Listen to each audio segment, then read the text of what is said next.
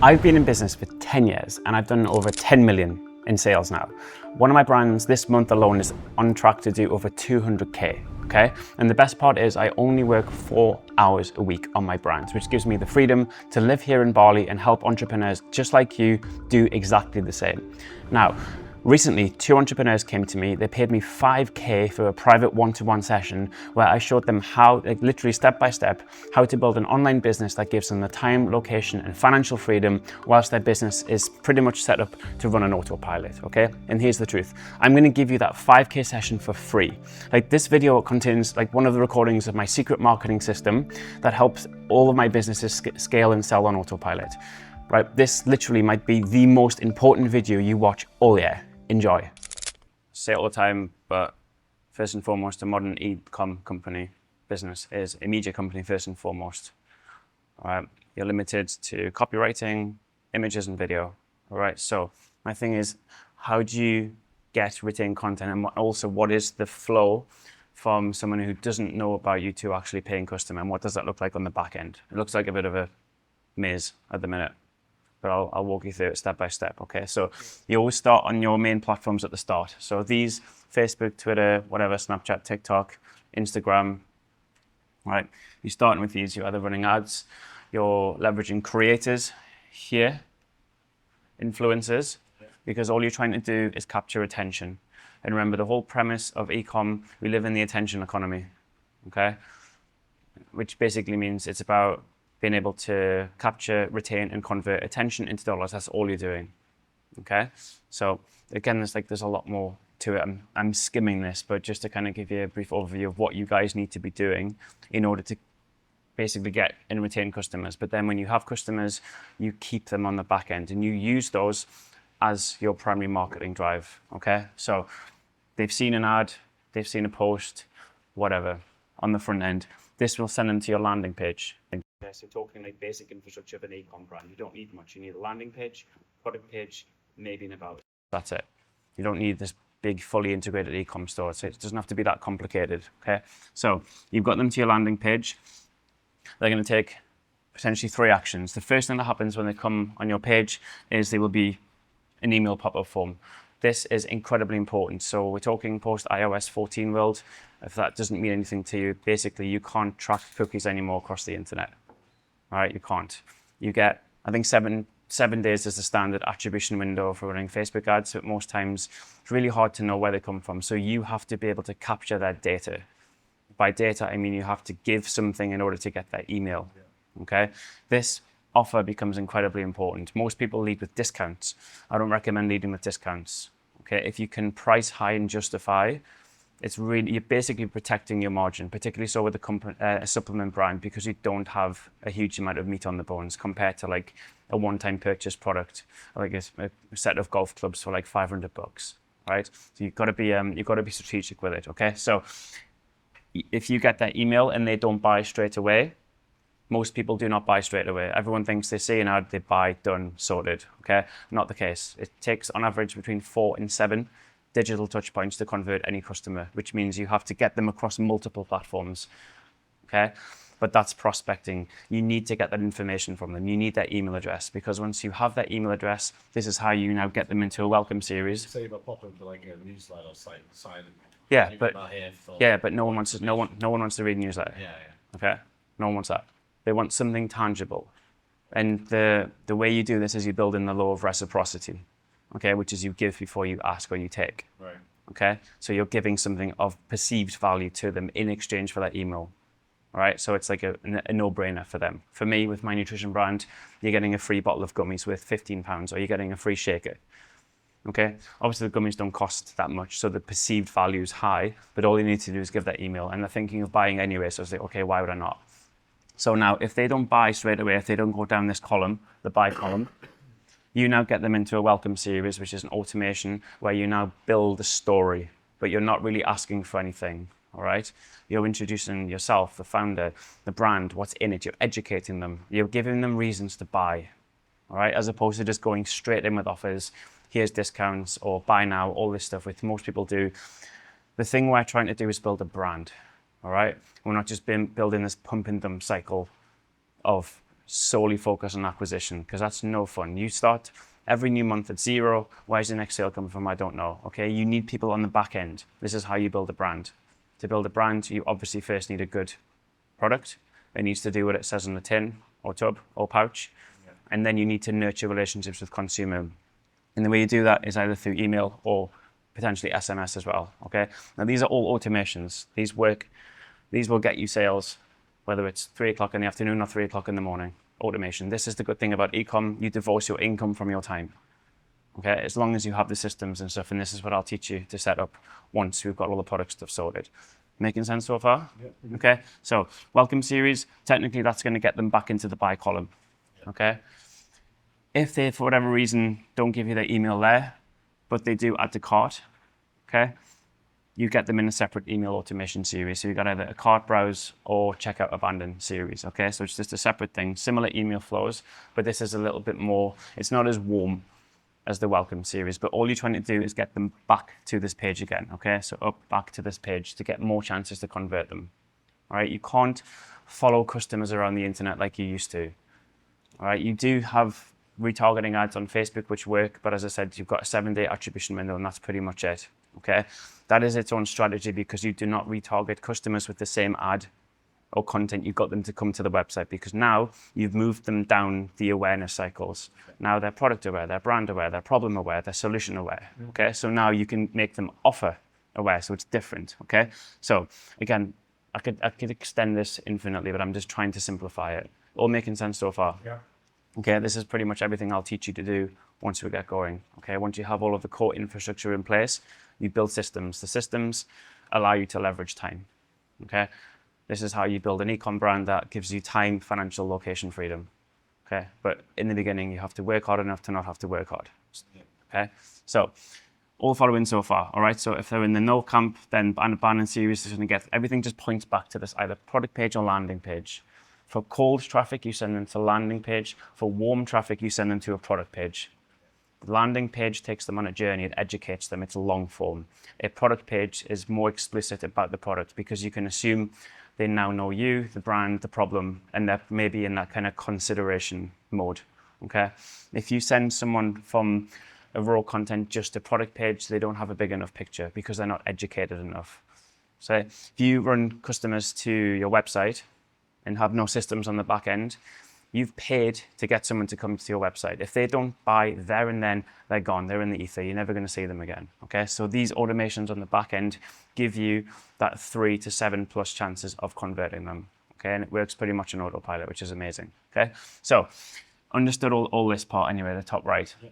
So ideally, they've come back in here, or they've done the welcome series that points back to product page or landing page. They then buy. 3PL sends it to customer, okay, happy days. Customer then falls into a first purchase flow. And this is where you basically educate, welcome them, and start to create and nurture a relationship, okay? You're starting some level of like check-in from customer service. How's it going? This is all timed perfectly because you know how long the product takes to get there. How has the first experience been? How's it going? Introduction directly from the founder. So you're building a close relationship, because remember, if you look at most reviews on any brand, the people who leave reviews, 9 times out of 10, something went wrong. Yeah. Mm-hmm. And the brand went above and beyond to fix it. That's what incentivizes. And when things just go smoothly, that's just like, okay, yeah, fair enough. That was my expectation. So if you can start nurturing and directly introducing yourselves or your customer service team or any part of the brand, now you have a personal connection. And remember, people buy from people. They don't buy from first-class corporations. If you place all of this focus on the back end, this is how you create a brand. Because now, particularly so if you do like an introduction directly from the founder, they know you, they know, like, and trust you, okay? They're not gonna, if they have a good experience, they're not gonna want to go to a competitor, okay? You have that direct communion. And also, if you can nurture and build relationships with them, you can leverage them, okay? And they can leverage you. And by that, I mean, you can ask them for, I don't know, I'll show you my email that goes directly from to my customers on the first order. It comes directly from my email as well. Obviously, it's automated, but I still, to this day, reply to every single one of them once a month. I bulk it. Okay, because I want to know, how did they first hear about us? Important question, because if I don't know where they heard about us, I don't know where to spend money. I don't know how to use advertising dollars. And I'm removing assumption. If enough of them tell me it's Facebook ads, okay, I know with a higher degree of certainty, I need to put my time, effort, focus into Facebook because it's getting customers. Second question, if you could change anything about the product or make it better, what would it be?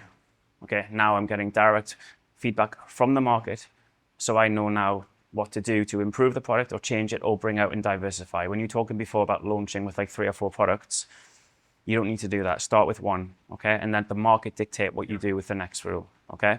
So again, it's direct communication. I can show you these. I've got reams and reams of everything from the consumer. And the third one is if I could do or have absolutely anything, bring anything into the ether, what would it be?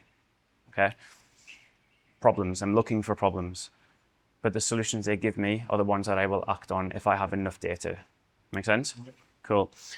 So first purchase, ideally, there's a replenishment flow. So because it's a supplement, it's a consumable, it has a shelf life, or it has like, it's gonna, you assume if they use it every day or every other day, it's gonna take like a month for them to use.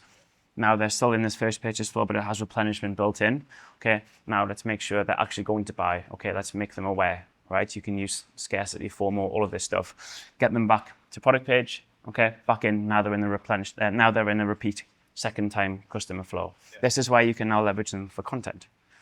Okay, the content feeds back into your front end. This is your UGC flow, all right, user generated content, because now they know, like, and trust you. They have the product. They've obviously got value from it because they've came back and bought twice. They know you personally. Now it's a case of how can you leverage that to get them to send you a picture or a video.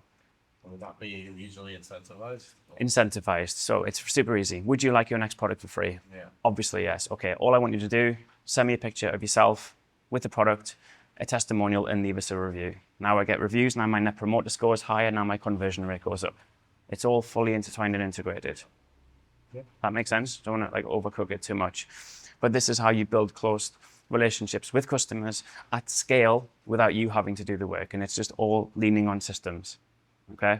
And you can do like multiple flows from all of this. But anyway, the key thing here, because an e-com company first and foremost is a media company, everything leverages on this. All right? If you don't have customers at the beginning, you use yourself or you find influencers, you find creators because they have distribution. By distribution, I mean they have an audience, a captive audience, and ideally the audience has a high affiliation to something or someone that you would like to sell to. Yeah. And that dials back down to understanding and knowing your consumer. Yeah. Make sense? Yeah.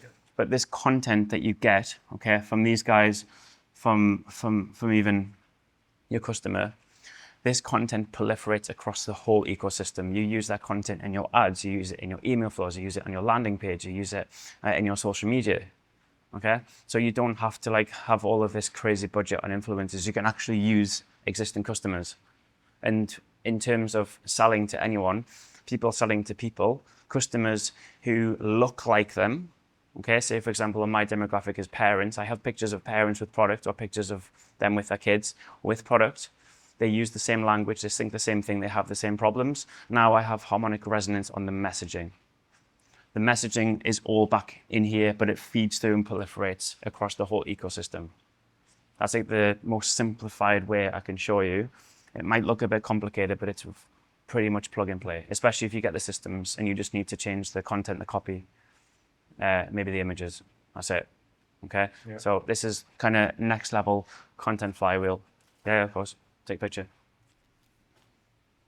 It might not make sense without the explanation. But this is your source. When you're talking about scaling, yes, ad spend is important, but on supplement brands, the retention needs equal focus. All right, because you can spend a shit ton of money on getting influencers and get nothing back from them. All right, obviously you have to send them free product. If you can leverage them with just free product in the beginning, that's always best. But some of them, if they have 100, 200K, a million followers, they're going to want to get paid. But the thing is, you have no guarantee of success because sometimes either their audience, I find this a lot with like swimwear brands or whatever. Girls have a lot of audience, so they sell them to swimwear models, but then 90% of their audience is guys. Yeah. You know what I mean? Yeah. So it's like, okay, there's a disconnect between what you think is their actual audience and who's actually going to buy from that. And then they get disappointed and blame the creator when actually it's always your fault. Yeah, so just if you can avoid spending money on content agencies, yes, it's important. But if you can leverage your consumers, or you can leverage like micro-influencers, look at like some of the biggest brands as well, like AG1. Most of them are running like, obviously they're running static ads. Static ads in UGC, that's it. Doesn't have to be any more complicated than that. So you don't need this like crazy marketing budget to get going and scaling, particularly so when you're just starting out. You can just literally leverage iPhone pictures. It's fine. It's all about the narrative and the story that you tell. Yeah, The story that you that's tell. something I was going to ask because you just mentioned it there. It's like, obviously, my girlfriend, she runs an e-commerce brand. She works with a content agency in, I think they're based in Thailand, so a lot cheaper, but they're actually quite good. Would you recommend things like that to start with or not? Would I recommend working with a content agency? I've never had a good experience with a content agency. I'm probably the wrong person to ask. However, it depends on what you need. It's a hard one because the problem I've run into with content agencies is they don't understand subject matter.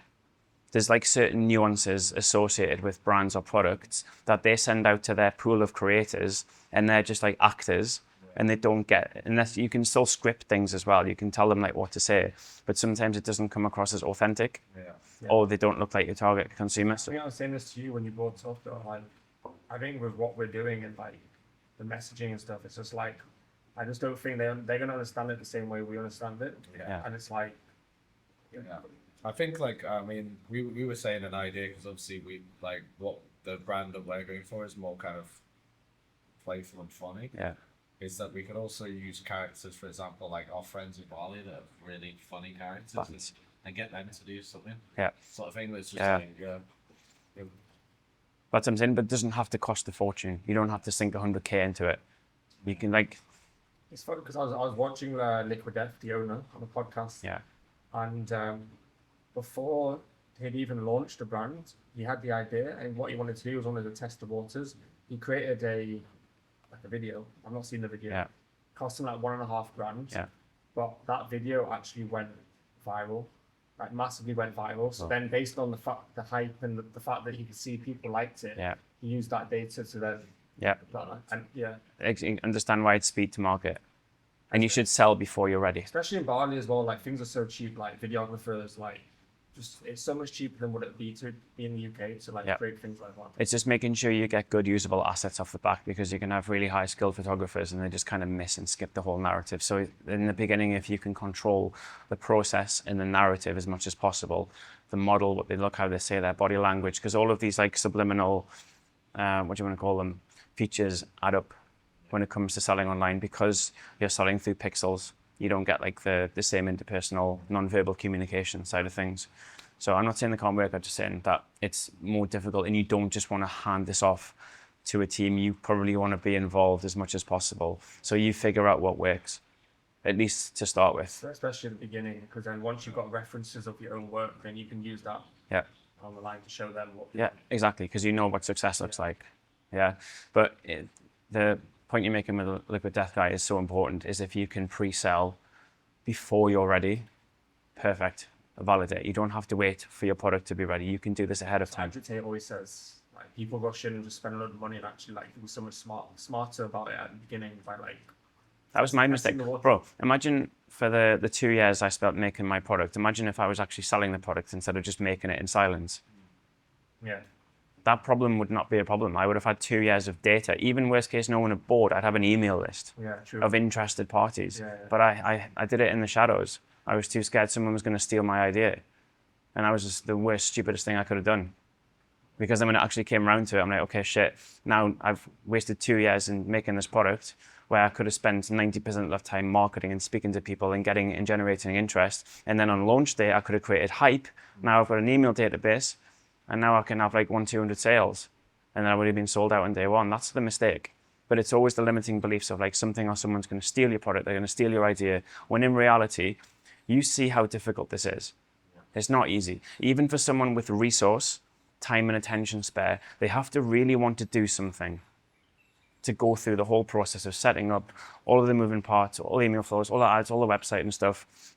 And if it's not a proven concept, then it's like, it's just not worth their time. You guys, this is why I'm asking like what your why is. This is incredibly important, because this is what's going to drive you through, because you know it's going to be difficult. You expect it to be difficult. Imagine someone without the why trying to copy into something that doesn't exist. Yeah. That's again, just like another key subliminal learning to build in, is if you can sell ahead of time before you're ready, you'll save yourself a whole lot of fuckery. Massive learning for me. Pre-sell wherever possible. It just goes against instincts because you always expect everyone to fuck you in business When all you the say time. pre-sale, you mean like actually say it's a pre-sale, like you haven't actually released it yet, or more like you fake that you've already released it? Nope. Get me- Pre-order. Pre-order, yeah. Pre-order, yeah. Stock expected, X date, save 20% if you pre-order, and then you've got all of your To be flows honest, in it's place. like, yeah, especially in crypto now, like a lot of people, because it's all about building a community first before the product itself has even been released. They build the community, they build the hype, Yep. they gather the information, and then Yep. and then once the hype's there, they'll do the airdrops and like. Exactly. So It's like they- goodwill. Yeah. It's goodwill, and you're still bringing people together. The thing is, you need a reason and a why in a delivery system. Okay, so it's always build distribution first, then sell. Like build integrity. It's like build a personal brand for years, and then you now have eyeballs, you have attention, that you can actually sell something to them. But the thing you sell needs to actually offer value. It doesn't want to look like you're just selling out. It needs to actually solve a real world problem, and preferably some problem that you've also had. Jack Butcher has a good quote on that. I forget the exact thing, but it's basically distribution first before you deliver. So if you can start the community building, if you can start the social media, if you can start generating hype, if you can start talking about those topical things, those problems, well, we discussed at the beginning, start like, I don't know, getting experts on, or just writing forums or tweets, or I don't know, it doesn't matter what it is. Just start the conversation, find people who are interested, funnel them into a community, Facebook group, doesn't have to be like anything crazy, or an email list, and then just talk to them, get them talking with each other. It sounds like a lot of work, but when you then come to launch, now you have the starving audience. You have the starving audience. They're primed. They're ready for it. You've kind of led them on all this time. You've built up the hype. The launch sequence is there. So now you're also de-risking, especially if you're going to commit cash to inventory.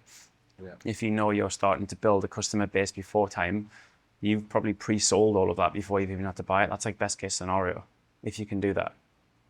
It's just difficult when you start from zero because you don't fully understand the problems that your product is there to solve. Again, using personal example, the way I structured and presented my first product was it literally looked like a supplement on in a bodybuilding store. And I was wondering why no one would buy it. It's because as parents are scared of supplements because supplements aren't supposed to be taken to kids under 16 or 18. So there's this massive disconnect between what the product actually is and does versus what the packaging and the branding says it does. And it wasn't until I got out and spoke to them as to why wouldn't you buy this that I could actually anticipate it. So what I thought was the problem wasn't actually the problem. And it'll be the same with this. You'll go in with a base hypothesis, but then the market, you will start to see commonalities. Yeah. And once you have that, that's when you really start to take off. Because you're able to refine the messaging and the narrative to solve a particular problem that is unique to that niche. Yeah. But this is just what you're aiming towards. It's difficult in the beginning though, especially if you're starting from conjecture or from a hunch. But I don't think this is, because you have those 3 commandments. You know my 3 commandments, yeah? You've boxed them all off. The only thing I don't know yet is the margin. Yeah. And that's got to be like a next logical step for you guys, is to make sure that you can actually make money off this thing sustainably over time.